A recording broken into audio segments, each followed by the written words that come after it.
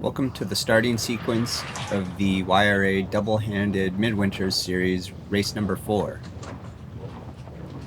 On this day, it's blowing about 10 knots, gusting possibly up to 15, and we have just the beginning of a slight ebb going out the bay and building throughout the rest of the day.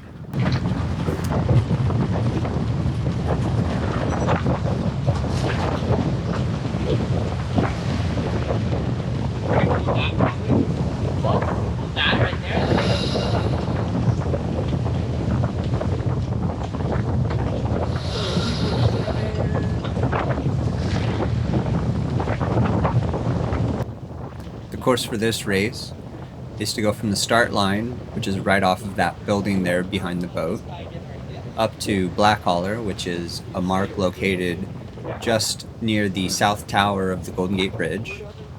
From there we go to a small red marker that's on the west side of Angel Island. And then from that point we go over to a mark called Blossom, which is east and south of Alcatraz Island. From that point, we tack our way up the city front and back to the finish line. In entering this start, our strategy was to come in on starboard tack and then get a spot as close to the pin or middle of the line that we could. And then as soon as we're able to, we wanted to find a clear lane that would allow us to tack out to the right. The reason we wanted to do that is because, given the wind direction, once we went towards Black Holler, it would be nice to check in with the fleet on starboard tack with full rights to be able to pick our eventual ley line on port tack towards Black Holler for the starboard rounding.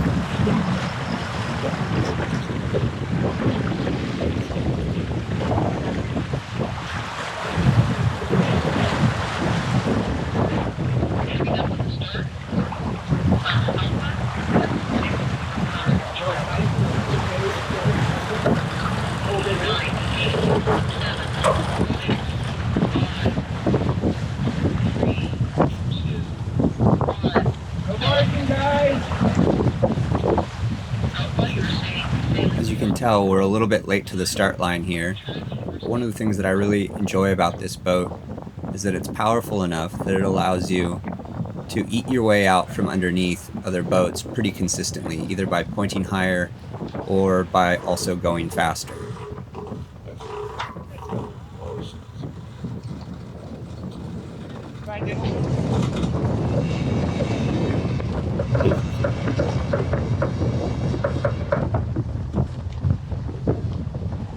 Right there is great. Thank you.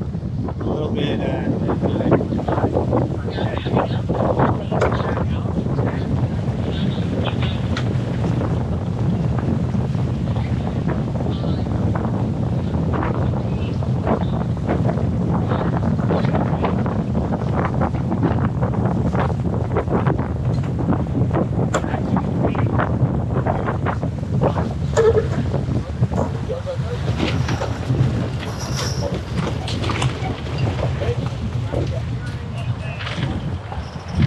Hold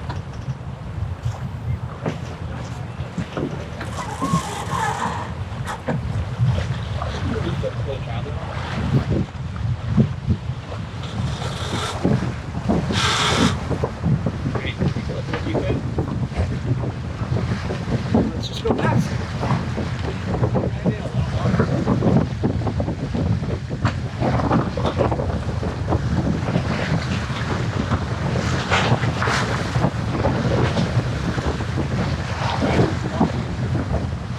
Okay, perfect. Beautiful. Okay. I'm gonna go see what parking is, okay?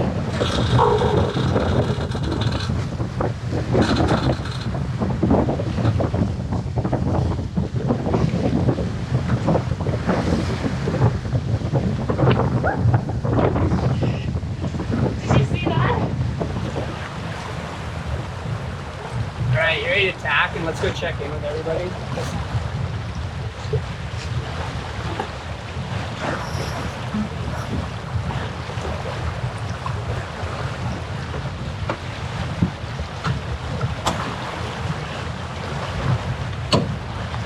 Ready? Yeah. Okay, tack.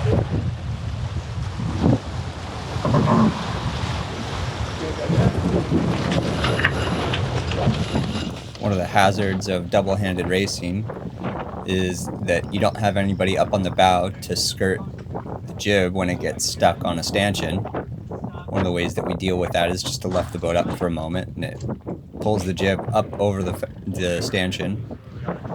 But the downside of that is that you lose a ton of speed when you come out of the tack. I think with this tack, we came out of it at about 4 knots. And so you have all of that extra speed that you've got to build up again to get underway. Here we are on starboard tack, checking in with the fleet as we had planned. Unfortunately, we're still a little bit behind, so we're not able to go clean up the fleet as we go through it, but that's almost my preference anyways. Sometimes calling right-of-way rules and getting somebody to tack right next to you is actually far more disadvantageous than it is advantageous to mess with the other person's strategy. At this point, our goal is just to sail our own race, put ourselves up into this headland space where we're suspecting we may get lifted on our way to the mark. And when we do, we'll be above and ahead of the rest of the fleet in that lift. That is in fact what ended up happening, and it put us in a really great spot rounding this first mark.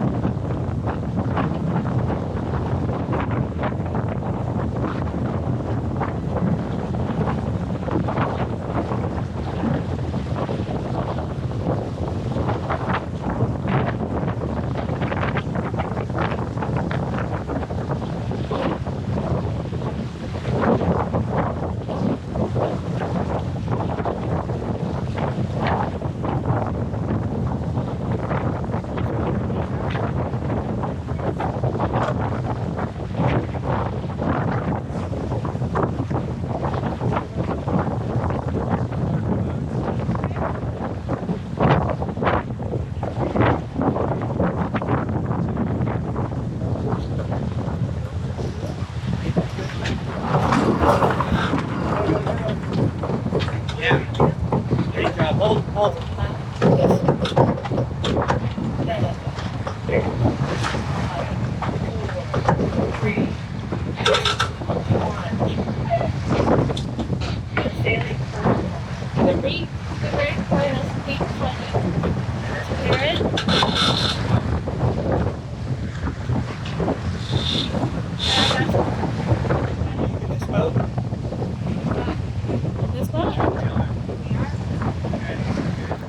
One of the things that I wanted to note, since this mark rounding looks really, really wide, is just that I give ourselves a little bit of extra room when we're double-handed racing for a couple different reasons. One is that the currents inside the San Francisco Bay can sometimes be a little bit unpredictable, especially at the changing points of tide where it's just going into a flood or an ebb or vice versa. And also because in double handing, if we have to make another tack in order to make the mark, if we undershoot it, it costs us a whole lot more not having a full crew and having to do that maneuver than it would if we had 7 people on board and we could execute tacks not slowing down below, let's say, 7 knots in a given tack. So I give ourselves a little bit of extra space in these mark roundings to get it wrong just in case, so that we don't have to do another maneuver, which costs us quite a bit.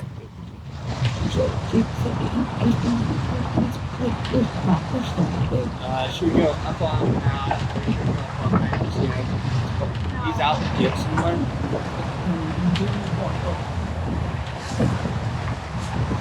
We could act. Oh no. How bad is it? Not too bad. Are you on autopilot or coming up? Yeah, I'm sure be on autopilot.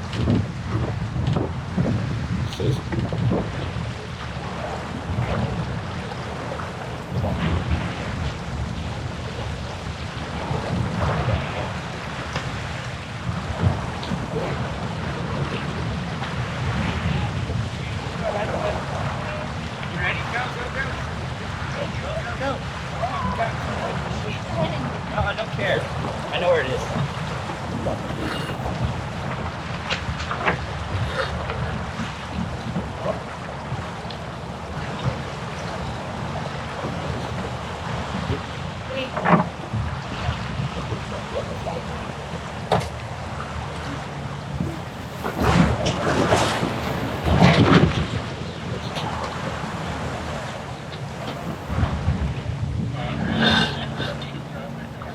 I'm gonna go.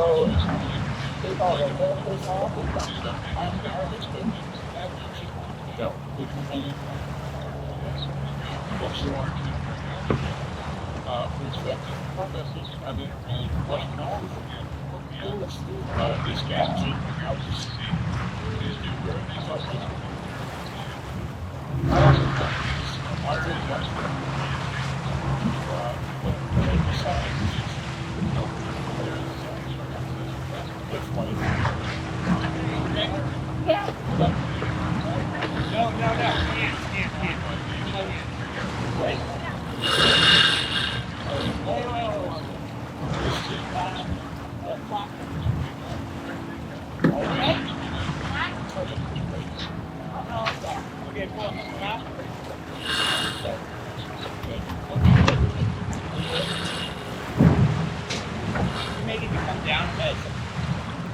At this point, the tide is going out in the middle of the Golden Gate, which is what we're about to cross.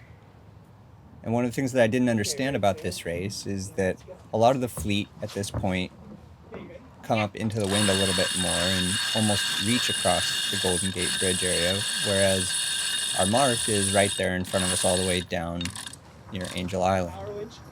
With tide going out, that's pushing you out the gate away from the mark. And also by reaching up, you're going that much further away from the mark as well. I think this is one of the ways that we got a bit of an advantage and a gap in front of other boats, was the fact that they had all reached up fairly far to get across the Golden Gate and then down to the mark that we were all going to. It's really tough. Again. Here, let me do it. Use this.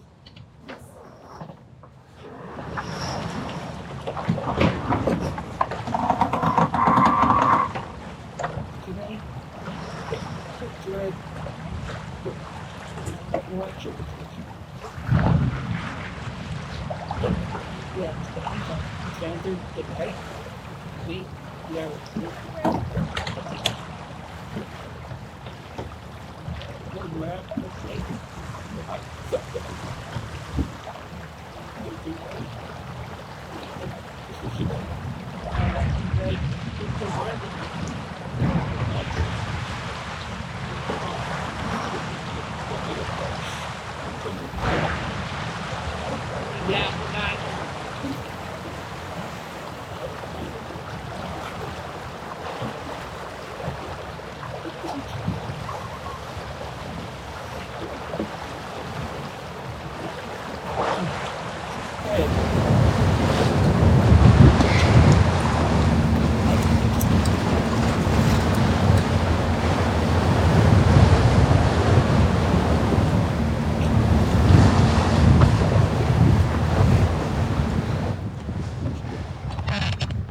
Welcome to a traditional San Francisco downwind cockpit stripper party.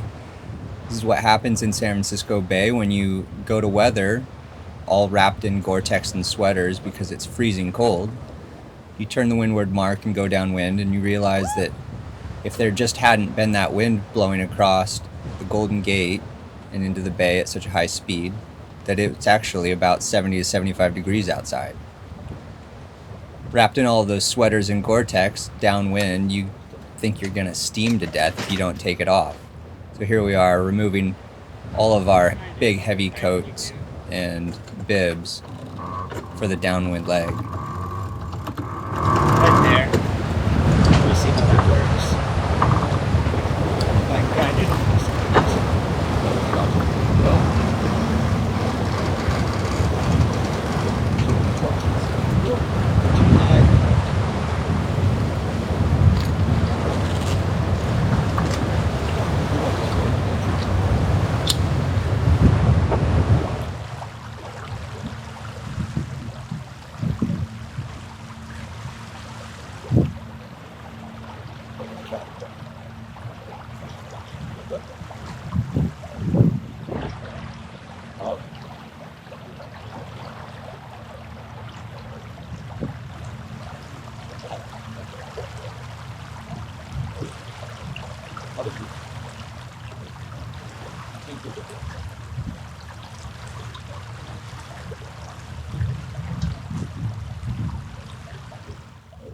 Invictus, the boat over to our right, had a really wonderful race. We technically owe them time, I think about 30 seconds per mile. So for them to still be up with us about halfway through the race is really, really great. And not only that, but after they rounded this leeward mark, they were able to carry their kite and reach up a little bit higher than we were, and ended up pulling ahead for that entire leg and finishing a good amount ahead of us. So they beat us not even by a little bit, they beat us by a lot. So congratulations to them, a really well done race. At this point though, I'm wondering, are we going to have an overlap for the leeward mark that we're coming up to? If so, we're going to be on the outside of the turn between the two boats, which isn't my favorite. Thankfully, we were able to pull ahead and get to the mark first, giving us the opportunity to do a really clean rounding as close or as far from the mark as we would like.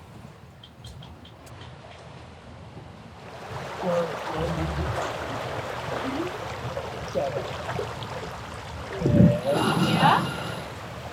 Okay, go on next. Okay. Through. Oh, what's your countries? Coming out of this jibe, our next mark is somewhere on the horizon around where the city front and the Bay Bridge meet. So that's the direction we've got to go. As I grind in, we realize that we're likely not going to be able to point up that high to carry that course. This is what inspires the conversation about whether we should douse the kite or not, and when we should douse it. Okay, I got this. You're gonna get ready for jib out. Okay.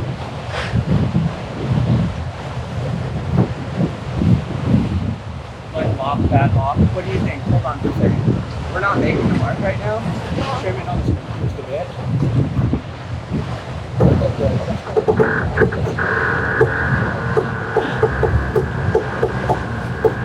Right there. You come up to that. We're not making this. I'm just saying, let's go ahead and douse it and do that. Okay? You agree? Yeah, but look at It's over there, isn't it? Look behind us. I know, but they're all gonna have to douse. I'd rather be the first. We got tied coming in now, I think? No, going out. Got eight Let's knots. do like another minute, okay? Okay.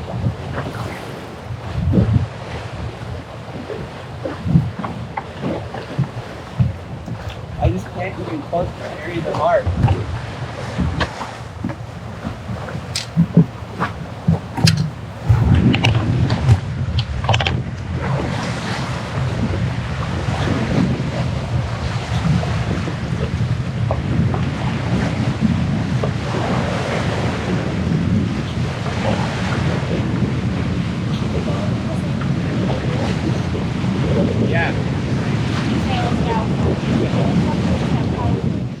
question that Ira just asked at that moment that decided it for us was the right one.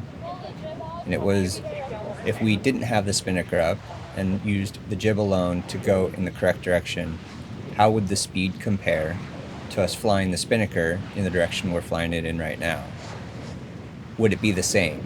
And the answer is yes.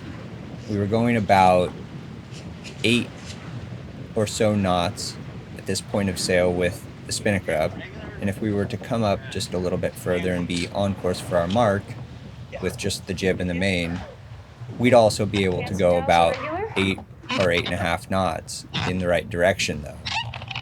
So based on that, we decided that it was probably time to douse the kite and just go in the most straight line towards our next mark.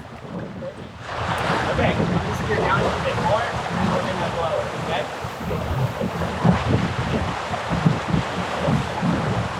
Alright.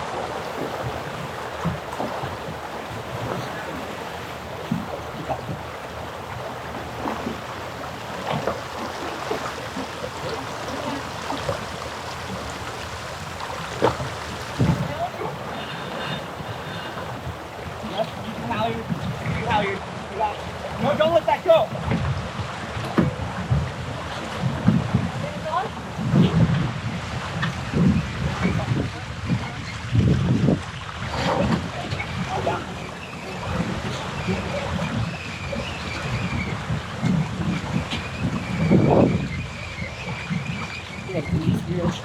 Up a little bit. Keep back up.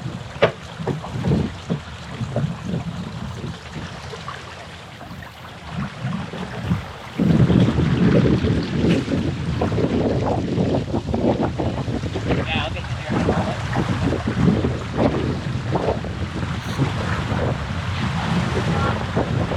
Okay, next gear. Gear forward. You can see above us in this shot, Invictus with their red kite are still flying the spinnaker successfully but precariously, it looks like. And that was our bet. Our hope, at least, was that we would be the first to douse in relatively moderate wind conditions right there next to Angel Island.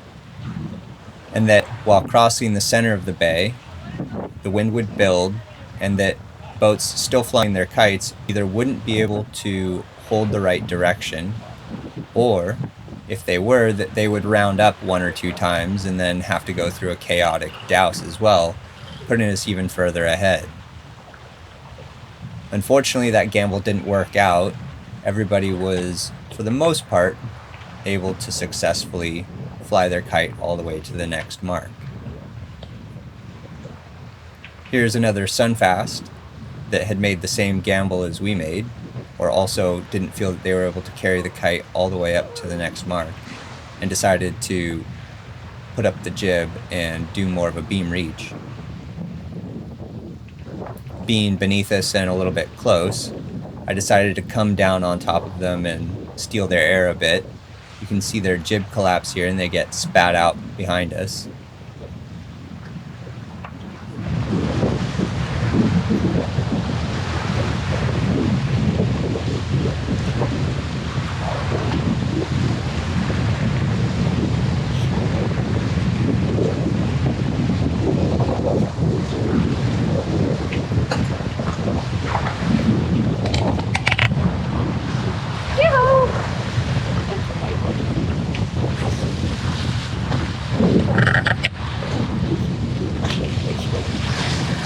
Once they do get spat out, they make what I think is a correct choice to come to weather of us and actually ride our stern wake all the way to the next mark. These boats are really, really light and able to surf even small waves, especially on a beam or downwind point of sail. What this means is that they were able to pull ahead and get an overlap with us multiple times, and then they'd fall back again, and then they'd catch our wake again and catch back up again. It was actually really fun to watch them surfing our stern wake all the way to the next mark.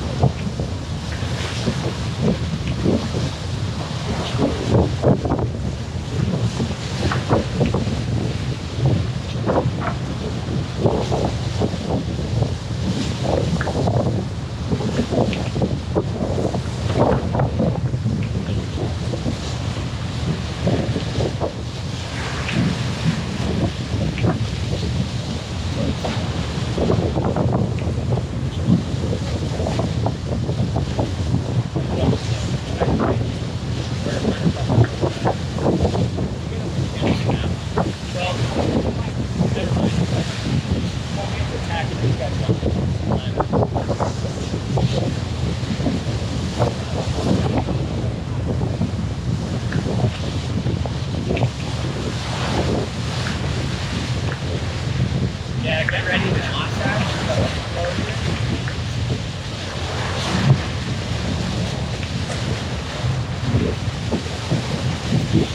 Maybe have some overlap on it, but maybe you can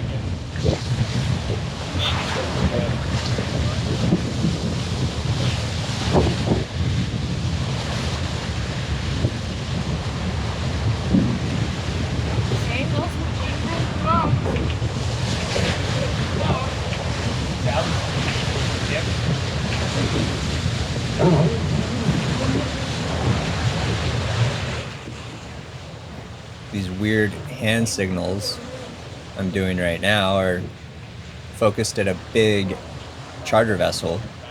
It's close to the mark that we're going to round. I'm trying to signal to them to some degree that we're about to round that mark and turn right directly in their direction. I think they saw and eventually turned off to the right and were able to get out of the way. The other thing was that we acknowledged that there was overlap between the boats, and I told that boat to our back right that we'd be happy to give them room. Again, it's not always worth it to enforce the right-of-way rules mercilessly if your plan is to go sail your own race, which is likely in a different direction than some of the other folks. In this case, our plan all along is to tack out to the right again and get the tide that's going out the gate. The other reason we wanted to go into attack fairly quickly is because, as you can tell, the Traveler's all the way down to the port side. The jib is trimmed on the port side to be on a beam reach. And so if we're able to tack onto port tack and move all the sails to the starboard side, we're able to more easily be in an upwind condition or setting and faster. So all in all, we decided to get over onto port tack, head out into good current, and use the opportunity to be on a tack that was already set for going upwind. As you can see, the rest of the fleet rounded that mark and went over towards the city front.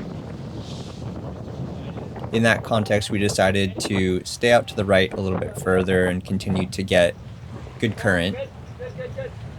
And then also, we had the consideration of tacking back towards the finish line and being on starboard tack all the way to the finish. Given that advantage and good current with strong wind out in the middle of the bay here, we decided to bang this corner pretty hard and then run that last tack all the way to the finish.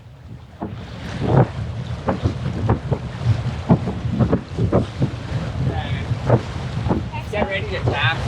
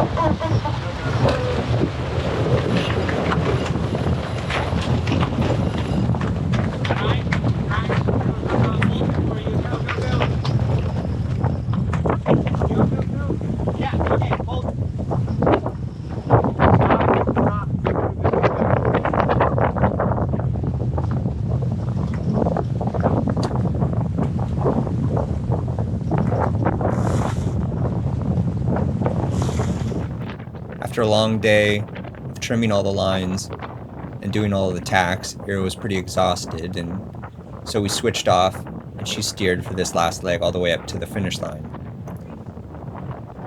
She did a truly fantastic job steering us into the finish, keeping the boat within what we sort of refer to as our goalposts, which is essentially keep the boat going to weather at 8 or more knots and point not lower than about 28 to 30 degrees apparent wind angle. If we can keep the boat within those metrics, we count ourselves as doing pretty well and going as fast as we're able to in whatever line we're on.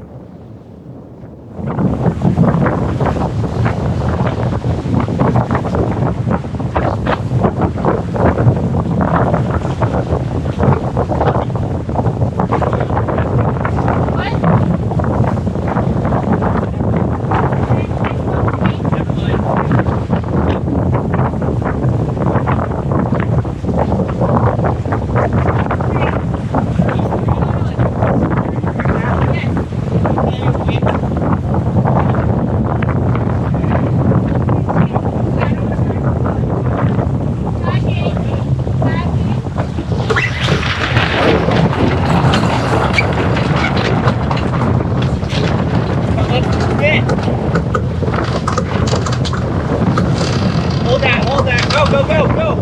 Speed.